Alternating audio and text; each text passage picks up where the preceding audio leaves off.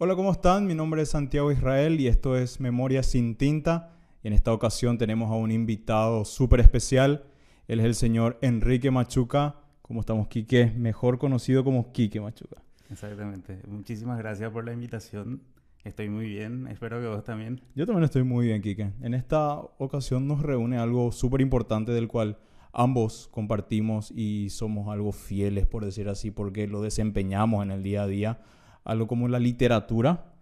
Y en este caso algo mucho más especial y conciso como lo que vamos a tocar ahora, que es el relato fantástico. Y creo yo, Quique, sin más pérdida de tiempo, ¿qué te parece si empezamos a hablar de lo que es el relato fantástico? ¿Cómo se da esto de el relato fantástico dentro de la literatura? La historia es bastante larga. De hecho que sí. eh, Porque está muy relacionada con los mitos. Sí, totalmente.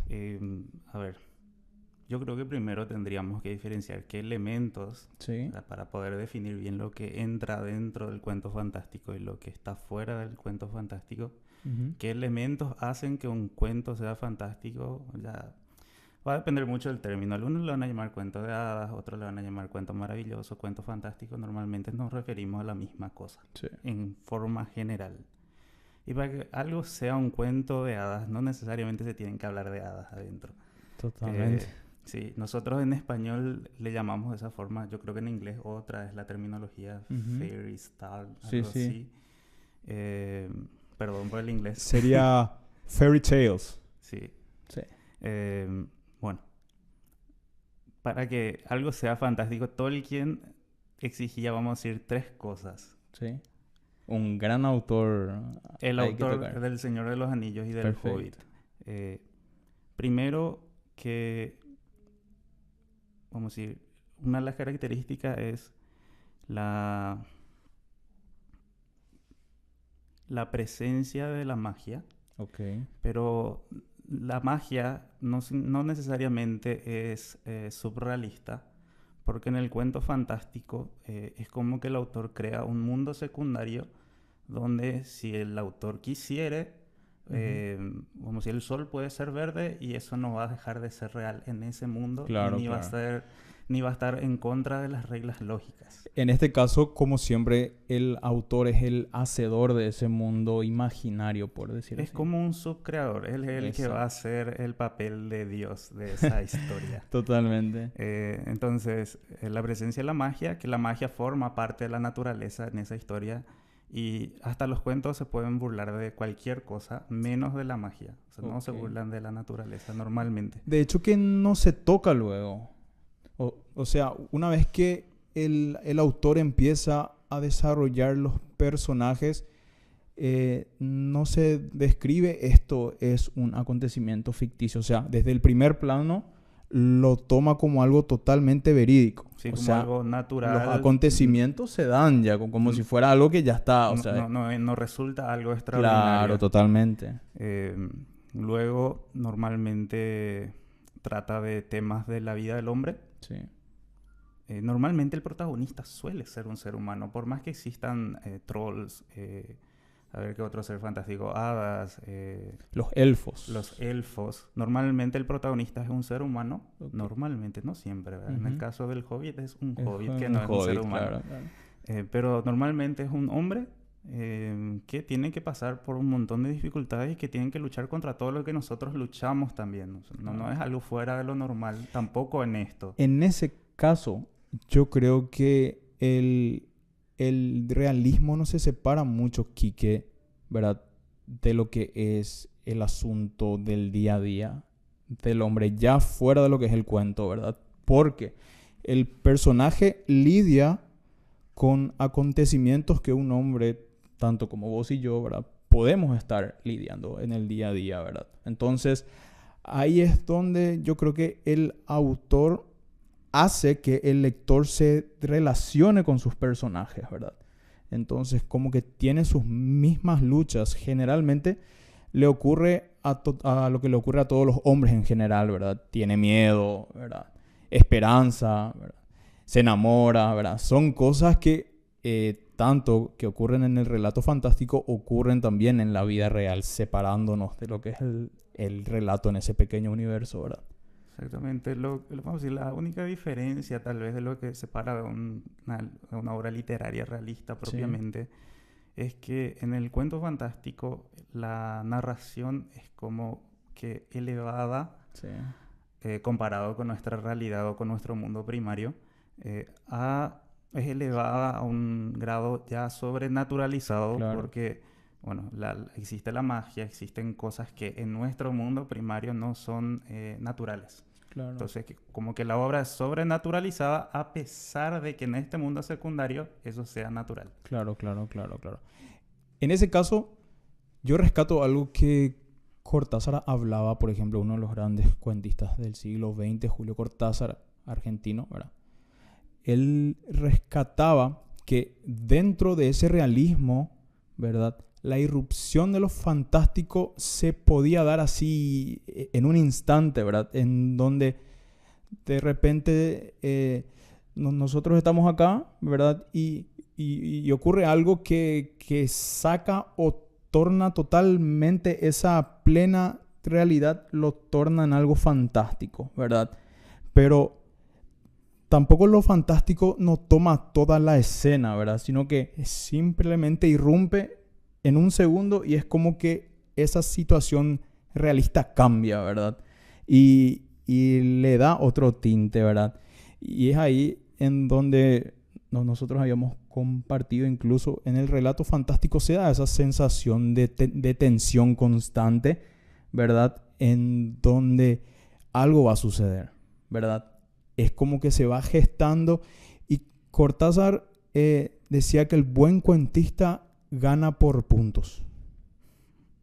¿Le entendés? Sí. O sea, va así, ¿verdad? Es como que de repente el lector no lo asimila del todo, se pierde en la historia, pero es como que el escritor hace rato estaba dejando los puntos, ¿verdad? Y cuando está el momento de tensión, ahí es como que da el knockout, ¿verdad? Y es ahí en donde ese relato se torna fantástico, ¿verdad? Porque irrumpe eso insólito, más precisamente es algo insólito, ¿verdad? Que cambia toda la escena y lo hace algo excepcional, ¿verdad? Yo creo que justamente es lo que yo iba a decir. No sé si Sí. te estás refiriendo a lo Te mismo. robé la No me palabra. robaste la palabra. Justamente el tercer elemento, Sí, vamos a sí, decir, del sí. cuento, en la poética tolkieniana, Sí. em, ¿Qué es tu palo? no sé si Nos diría dimos cuenta que es no tu sé si palo, Quique. diría, Nos dimos cuenta que es tu no palo. sé si diría que es mi palo, pero estudié bastante sobre el Sí. tema. El tercer elemento sería la eucatástrofe, Ok. un término que inventó Tolkien, Ujú, pero es parecido a lo que normalmente en otro tipo de obras literarias se llama Deus ex machina, ujú. donde, vamos a decir, está sucediendo un montón de cosas malas dentro de la obra y luego, s- vamos a decir, la historia da un giro Sí. para el lado bueno Ah, ok. y termina con un final feliz. Un requisito para que sea un cuento fantástico según Tolkien es que tenga el final feliz. Pero eso es algo más moralizador, Quique. Yo estoy, Porque existen autores que no sé yo, yo, si estarían muy de acuerdo yo, contigo. Yo sí, soy uno de ellos, yo estoy, que yo soy muy estoy, de catástrofe, güey, yo generalmente. estoy de acuerdo con, bueno, yo estoy hablando dentro del cuento Claro, fantástico totalmente. propiamente, ¿verdad? Porque yo, por ejemplo, soy fanático de las obras trágicas. ¿Está bien? Entonces, eh, lo que quiero decir nomás es que me estoy refiriendo a todas las obras literarias Sí, en sí, general, sí. ¿verdad? Bueno, Tolkien piensa lo mismo y Vladimir Prop también, Ujú, que es un autor ruso, bueno, comunista. ujú. Él escribió los 33 elementos de los cuentos fantásticos. Y él pone 33 elementos que normalmente no todos los cuentos tienen los 33, pero en general sí siguen un orden específico. Y si comparamos obras fantásticas, normalmente vamos a encontrar esa estructura, donde al principio hay un problema que surge o una carencia inicial. Luego, vamos a decir, el héroe sale de casa, ya sea para hacer una misión o para ir a la guerra. Luego va, él encuentra dificultades, es perseguido, regresa a su casa, vuelve a salir, es perseguido nuevamente. Se eh, da toda una serie de claro, y al sucesos que... final normalmente termina con, vamos a decir, suplir la carencia inicial o una boda. que normalmente es lo que sucede en la mayoría de los cuentos Ah. fantásticos. Siempre termina al menos con un final feliz. Un final feliz. Y a mí me parece bien porque hay obras, por ejemplo, que tienen algo de tinte fantástico. O sea, hay la presencia de magia o de cuestiones que no son naturales, como en Alicia, en el País de las Maravillas. Pero ese tipo de cuentos no entra dentro de la categoría de cuentos fantásticos porque en realidad Alicia lo que tenía es una pesadilla. Claro. O los viajes de Gulliver, por ejemplo. Por Gulliver. más que estén los liliputenses, Que que son de seres Swift. pequeñitos. Sí. Y tampoco entra dentro de la categoría de un cuento fantástico. Sí. O sea, por eso me parece genial que estos autores hayan puesto estas cosas. Pueden ser que sean cuentos, vamos a decir, con cierta fantasía, pero no dentro de lo que sería llamado cuento fantástico propiamente. Y está lo otro que se puede decir también, que es el realismo mágico, por ejemplo, Claro. digo bien, ¿verdad? Del cual se explotó bastante Gabriel García Márquez y entre Otros otros, ¿verdad? Pero como habías mencionado eso, se habló también en cierto punto de lo que fue el decálogo del buen cuentista de Horacio Quiroga, ¿verdad? Que entre uno de sus puntos se mencionaba que hay que contar la historia dentro de ese pequeño mundo. Lo estoy parafraseando así mal, Sí, Quique, sí. ¿verdad? Bueno, Hay un que, intento. sí, hay que contar, ¿verdad?, el relato como si vos fueras uno de los personajes dentro de ese pequeño mundo, ¿verdad? O sea, él agarraba y decía que no tenías que salirte ni a diestra ni a siniestra para encontrar esa esfericidad que también hablaba Julio Cortázar, que era requisito fundamental de lo que es el cuento, ¿verdad? No había que salirse de esa esfericidad. Y todos los personajes tenían que tener una participación tal cual, de principio a fin, ¿verdad? Ya, si se excede de eso, sería una nouvelle, como dijeron los franceses, o en términos españoles, una noveleta, ¿verdad? Que ya se extiende las páginas. Y a eso que quería llegar, Quique. Que yo creo que este tema de la sinteticidad de los relatos se empieza a dar en el ambiente gótico y más especialmente con Poe. El terror que existe, característico de lo que es el movimiento gótico, se da, ¿verdad?, en unas páginas bien contadas, en donde la tensión está bien medida, en donde la irrupción de lo fantástico está así totalmente puesto en simetría, por decirlo así, ¿verdad? Entonces, yo creo que se da en ese siglo XIX, más o menos, ¿verdad?, en donde empiezan los autores como Poe, ¿verdad?, a irrumpir justamente en sucesos extraordinarios, ¿verdad? Sí. Ese tipo de estructuras Claro, también empiezan a ser quebradas ya. Empiezan a ser así y por sobre todo empiezan a sintetizar lo que son las páginas, ¿verdad? O sea, un cuento puede tener 5, 6 páginas, ¿verdad? Pero ser un cuento perfecto, ¿verdad? Donde justamente, ¿verdad?, nada se sale de ese estado simétrico y bien medido, ¿verdad? Ahora, existen autores que siguieron escribiendo así largo, ¿verdad? Por ejemplo, Henry James fue un buen cuentista, ¿verdad?, pero que se excedían sus páginas, ¿verdad?, pero no por eso dejaba de tener la precisión que Poe tenía con respecto a sus relatos, ¿verdad? No necesariamente el número de páginas cuenta, ¿verdad?, sino que qué podés lograr hacer con esas páginas, ¿verdad? Entonces, creo que ahí, ¿verdad?, lo fantástico tiene que ser bien tratado, porque si se exagera, creo que nos salimos de ese margen, ¿verdad? Y creo que ahí se pierde más o menos la esencia. ¿O qué vos pensás, Quique? Pienso que sí. ¿Verdad? Sí, sí. Entonces, todo ocurre como tiene que ocurrir, porque de una forma contraria eso se pierde. Ahora, vos, autores que decís que que lograron el cuento fantástico Uf, así más actuales. y Porque la de mayoría, preferencia tuya? claro, los cuentos fantásticos en su mayoría, al menos los tradicionales, Ujú. fueron transcripciones de cuentos populares que Sí. se transmitieron de forma oral. Ujú.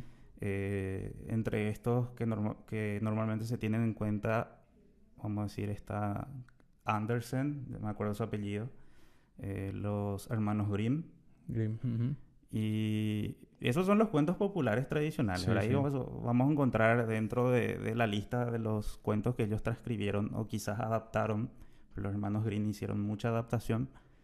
Los cuentos como Caperucita Roja, Cenicienta, Blancanieves, El gato con botas, y a veces en ambas versiones. Ujú. Andersen, por ejemplo, pone una versión bastante macabra de Caperucita Roja. Creo que antes de él hubo otra que era peor otra vez. Sí, sí, sí. Un francés que no recuerdo el nombre ahora mismo. Pero en esta versión, la primera, la versión francesa, Caperucita es devorada por el lobo y Sí. antes de ser devorada come la carne de su abuela. O sea, esto, por ejemplo, ya sale de la Claro, categoría de claro. cuentos fantásticos. Claro, claro. Es algo más parecido a algo gótico, como vos Claro, mencionaste claro, claro. anteriormente. Claro. Pero, vamos a decir, ya las versiones adaptadas, Anderson adapta, pero me parece a mí que los hermanos Green adaptaron mejor, al menos esta versión de Caperucita. Eh, Son de transmisión oral. Sí. Ahora, quienes cumplen normalmente con estas características y son, vamos a decir, autores más actuales, yo pondría, por ejemplo, a C.S. Lewis, Ujú. ¿verdad? El autor de las Crónicas de Sí, Narnia. la crónica de Narnia. Tolkien mismo. Ujú. Tolkien. A ver, me acuerdo que el nombre de este autor es Mauricio, pero no recuerdo el apellido. Pero el autor es bastante conocido. El apellido es bastante difícil de acordarse. Ujú. ¿Dónde viven los monstruos? No sé si te acuerdas vos, el autor. No, no. No, no. Yo me acuerdo que su nombre Sí, era sí. Maurice o Mauricio, era castellanizado, pero no recuerdo el apellido. Pero la obra conoces, ¿verdad? Se hizo una película y todo del cuento. Hay uno de los grandes que es Maupassant también. Guy Sí. de Maupassant, uno de los que también sembró el género y lo desenvolvió como ningún otro. Y de acá, unos que dicen que el discípulo más fiel de Poe es Horacio Quiroga, por ejemplo, ¿verdad? No sé si tuviste la oportunidad Sí, sí, de sí, conozco. O sea, leerlo. él es el Poe Eh, hispano. Él es el Poe de esta parte de América, Sí, ¿verdad? sí, sí. No, y Eh, de hecho que causa esa misma tensión que Poe nos acostumbra siempre sí. a, a tratarnos en su literatura, ¿verdad? ¿Vos consideras Horacio Quiroga como escritor fantástico? Yo creo que tiene obras muy buenas, pero que son de ese tinte fatalista. Sí, o sea, yo al menos bueno, es que como yo soy seguidor de la poética tolkieniana, al Sí, menos en este aspecto, y sí. de Prop también. Entonces yo los cuentos de Horacio no suelo meter dentro de la categoría de cuentos fantásticos, por más que a veces tengan un toque de fantasía, ¿verdad? Sí. Pero yo me meto más por el lado de que Horacio Quiroga es escritor gótico, o al menos Sí, hacia sí, esa... sí, sí. Por ejemplo, esto que el señor tenía una esposa, ¿verdad? Y esta señora se empezó a enfermar de a poco y estaba postrada en cama, ¿verdad? Eh, y nadie sabía por qué ella estaba así. Y de repente ya en el desenlace descubren que en la almohada habían como una especie de tentáculos. Y era como una cosa sobrenatural, le estaba absorbiendo Claro. la energía y cosas así. O sea, Horacio Quiroga reproduce fielmente el estilo gótico, ¿verdad? Es como un Poe, ¿verdad? Eh, por O ejemplo, sea, sí, sí tiene elementos de fantasía. Cuando yo digo fantasía, no me sí, estoy refiriendo necesariamente a cosas Claro, que son sobrenaturales. Claro, o sea, Claro. eso, que estás por encima de la Sí, naturaleza, sí, sí. de nuestro mundo primario, entre Sí, ellos sí. hago esa diferencia. Claro, claro. Eh, porque eso no es mentira eso. Claro, Eso claro. famoso se dice por los cuentos. Ya es demasiado fantástico. No, y no ahora, porque Y sí. en los mundos donde se desarrollan estos tipos de cuentos, normalmente esto es normal. ¿Qué te iba a decir? ¿Sabes por qué me parece también? Ya habíamos hablado nosotros que, vamos a decir, el relato fantástico está muy relacionado con el mito. Sí. Y eso es bastante claro si tenemos en cuenta, por ejemplo, cierto simbolismo de los cuentos, inclusive esos cuentos que ya fueron adaptados, porque muchos de estos cuentos tuvieron origen ya en la época del paganismo Ujú. y luego se cristianizaron. El cuento de Caperucita Roja, por ejemplo, es como un ritual de iniciación de la vida de la niña a la vida de la mujer. ¿Verdad? Ok. Entonces, en ciertos rituales paganos se ofrecía una especie de sacrificio o una ofrenda a Dios Ujú. y la persona iba a entregar esa ofrenda. Esto en las primeras versiones del cuento de Caperucita normalmente se ve en las cosas que ella le lleva a la abuela. O sea, la abuela es como Sí. la representación divina y ella tiene que hacer su viaje hasta, vamos a decir, la representación divina y ofrecerle sus ofrendas, valga la redundancia. Ujú. Y eso, ahora, en las versiones adaptadas ya al cristianismo, Caperucita lleva vino y pan. ¿Verdad? Que es como, al menos Claro. en las religiones cristianas, vamos a decir, de tradición milenaria, Claro, claro. es el rito de iniciación prácticamente a la vida cristiana, es la comunión o el consumir los... Se occidentalizó, se puede decir. O sea, ya eran cuentos occidentales, solamente que Sí. eran paganos. Yo digo cristianizó porque ya, vamos a decir, tomaron esos símbolos del sacrificio, pero Claro. adaptaron a lo que representa el sacrificio cristiano. ¿Sabes por qué te digo eso? Porque yo creo que una de las obras, también herencias, Las Mil y Una Noches. Pero la mil y una noches no es occidental. Por eso te estoy diciendo, ¿verdad?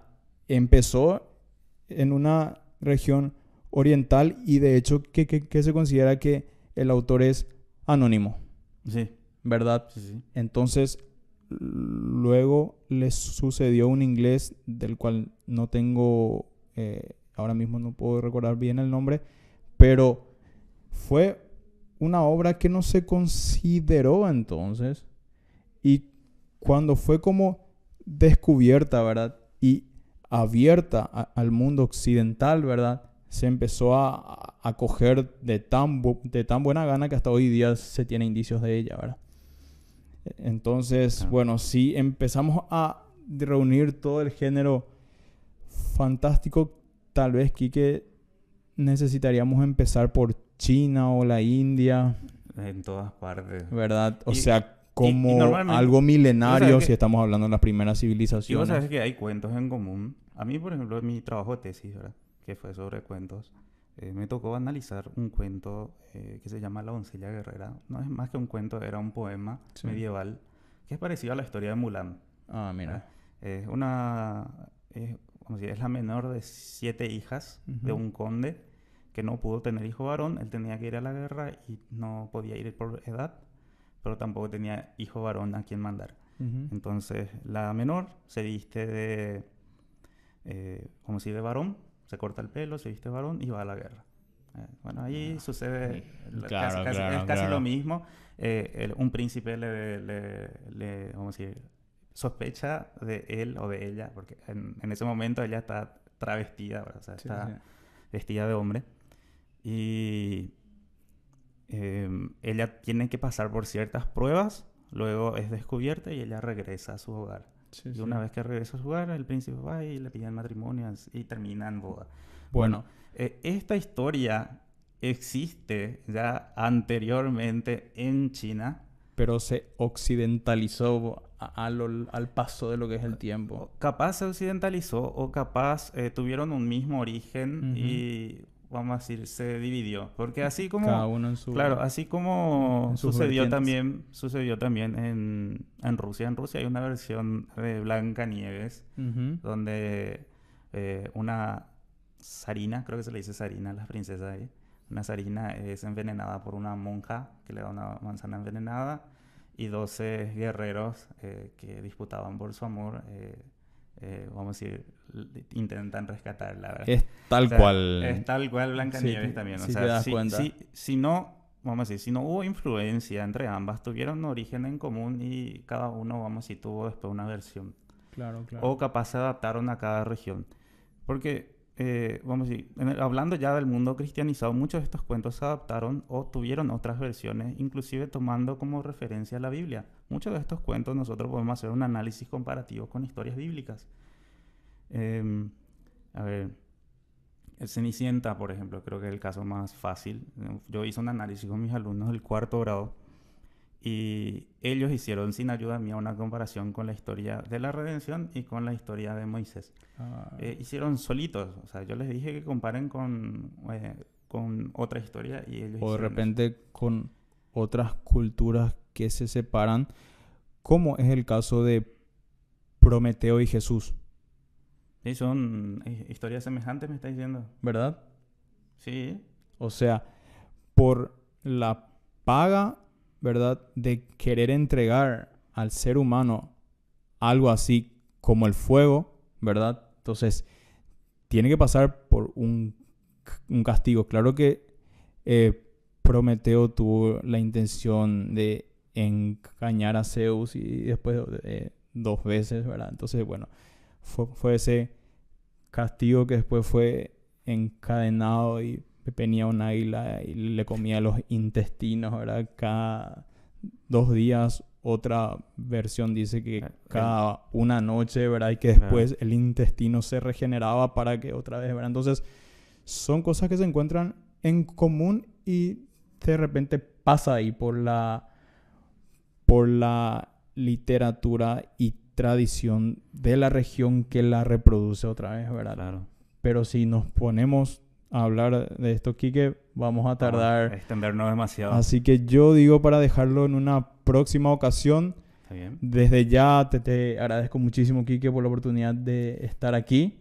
Espero que no sea la primera y última vez. O sea, fue la primera vez, pero espero que no sea la última vez. Y ahí también te invitamos para el próximo podcast, que vamos a tener a otro invitado. Fue un honor y nos vemos prontamente. Muchas gracias.